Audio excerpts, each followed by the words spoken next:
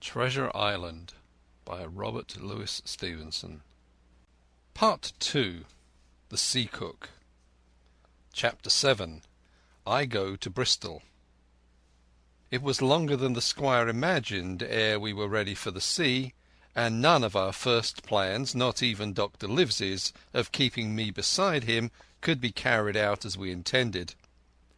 The doctor had to go to London for a physician to take charge of his practice.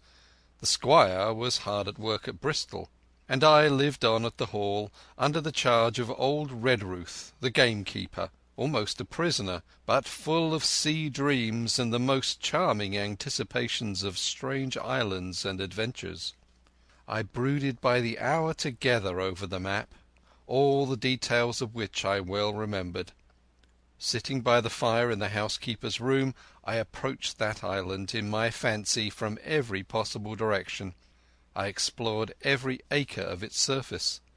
I climbed 1,000 times to that tall hill they called the Spyglass, and from the top enjoyed the most wonderful and changing prospects. Sometimes the isle was thick with savages with whom we fought, sometimes full of dangerous animals that hunted us. But in all my fancies nothing occurred to me so strange and tragic as our actual adventures.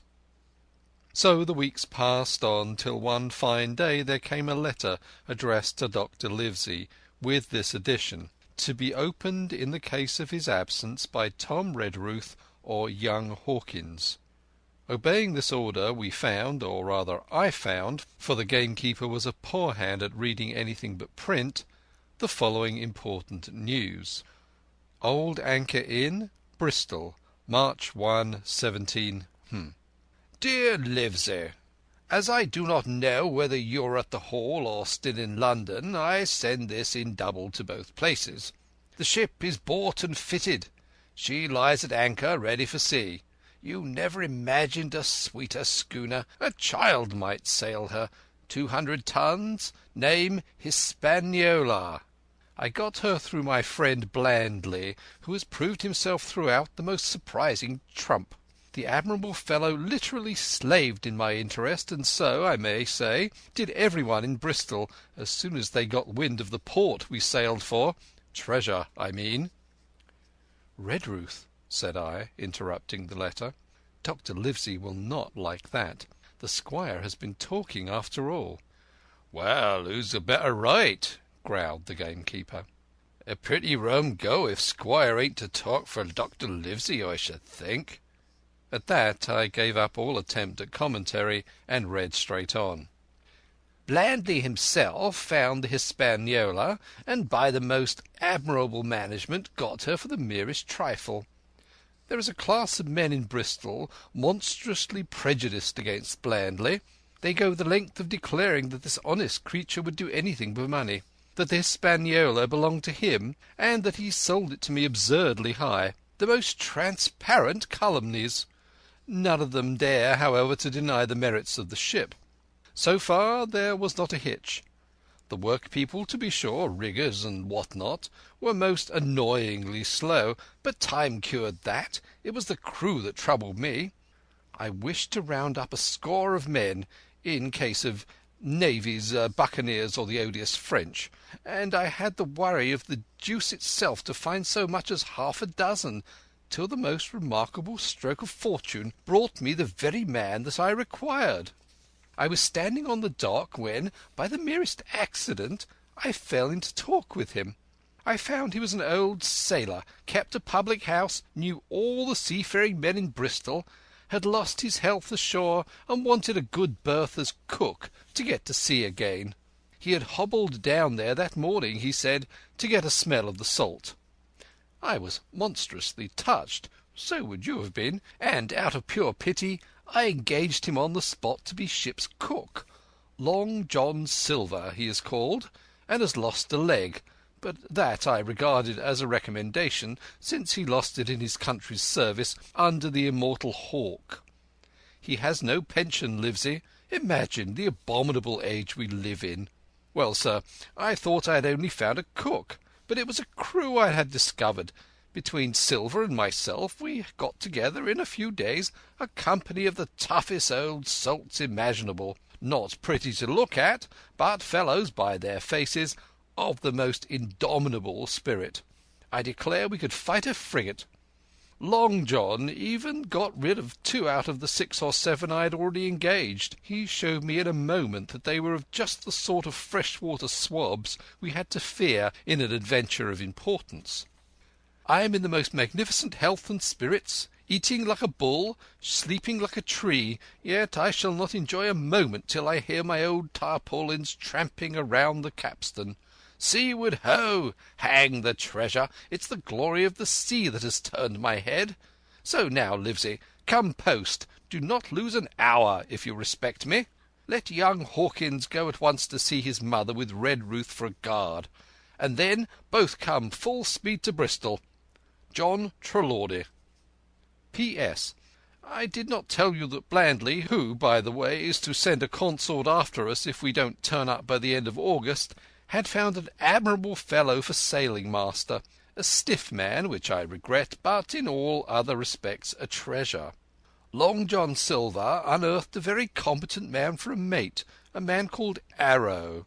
I have a boatswain who pipes, Livesey, so things shall go man-of-war fashion on board the good ship Hispaniola.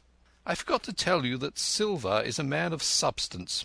I know of my own knowledge that he has a banker's account which has never been overdrawn. He leaves his wife to manage the inn, and as she is a woman of colour, a pair of old bachelors like you and I may be excused for guessing that it is the wife, quite as much as the health, that sends him back to roving. J.T. P.P.S. Hawkins may stay 1 night with his mother. J.T. You can fancy the excitement into which that letter put me. I was half beside myself with glee, and if ever I despised a man, it was old Tom Redruth, who could do nothing but grumble and lament.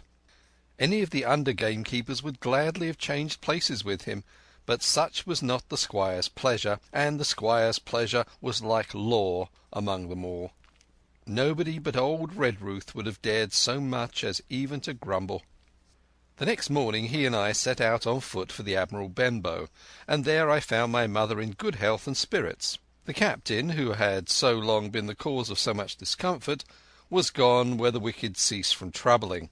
The Squire had had everything repaired and the public rooms and the sign repainted, and had added some furniture. Above all, a beautiful arm-chair for my mother in the bar. He had found her a boy as an apprentice also, so that she should not want help when I was gone. It was on seeing that boy that I understood for the first time my situation. I had thought up to that moment of the adventures before me, not at all of the home that I was leaving, and now at sight of this clumsy stranger who was to stay here in my place beside my mother, I had my first attack of tears. I am afraid I led that boy a dog's life, for he was new to the work.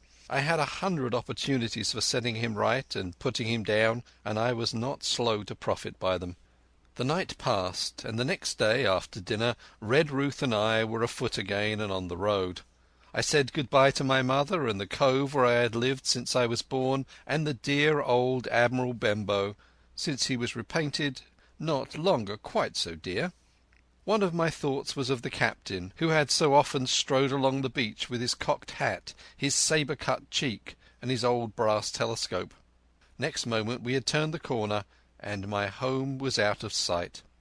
The mail picked us up about dusk at the Royal George on the heath.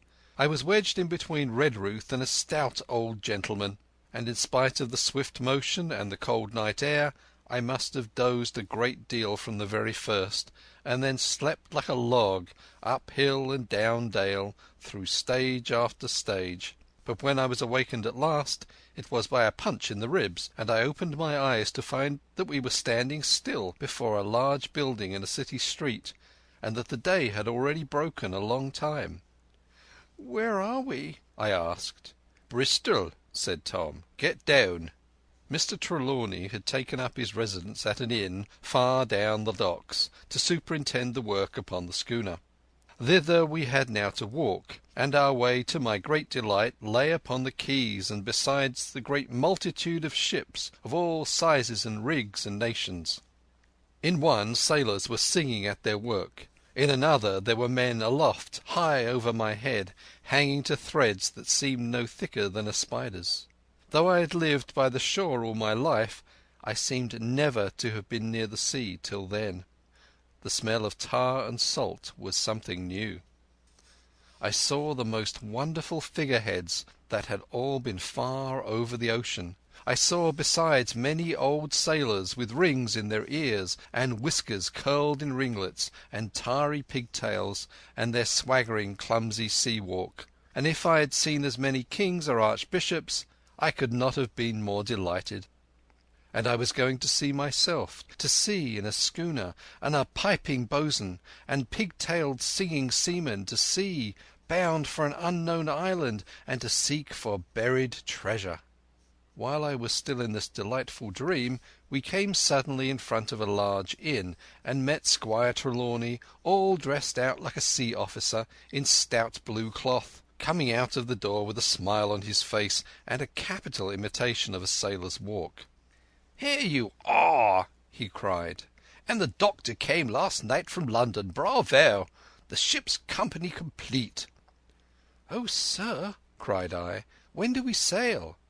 "Sail?" says he. "We sail tomorrow." Chapter 7